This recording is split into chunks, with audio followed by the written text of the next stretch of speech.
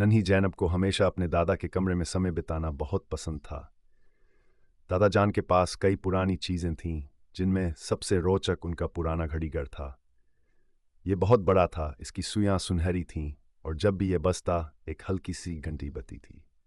एक दिन जैनब खेलते खेलते घड़ीघर के पास गई और ध्यान से देखने लगी। अचानक उसने देखा कि नीचे एक छोटा सा दरवाज़ा था जो हल्का सा खुला था।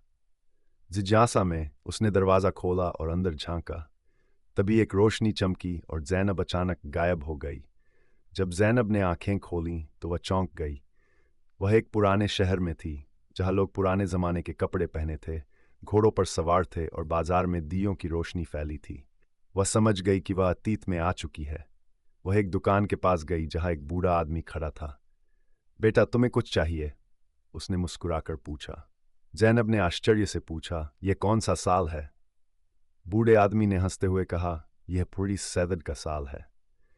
जैनब को यकीन नहीं हुआ कि वह सच में समय में पीछे चली गई थी। तभी घड़ी की घंटी फिर बजी और जैनब के पैरों के नीचे रोशनी चमकी। जब रोशनी धुंधली हुई तो उसने खुद को एक भविष्यमय शहर में खड़ा पाया। वहां गगनचुंबी इमारतें थीं, उड़ने वाली कारें और हर तरफ रोबोट दिख रहे थे। वह भविष्य में आ चुकी थी। अब जैनब सोचने लगी कि वापस कैसे जाए। तभी उसे दूर एक बड़ी इमारत में वही घड़ी दिखी जो दादा के कमरे में थी। वह दौड़कर वहां पहुंची और दरवाजा खोला। रोशनी फिर चमकी और अगले ही पल वह दोबारा अपने दादा के कमरे में थी। उस दिन के बाद जैनब जान गई कि समय का दरवाजा केवल खास लोगों के लिए खुलता है और यह रहस्य हमेशा उसके दिल में रहेगा।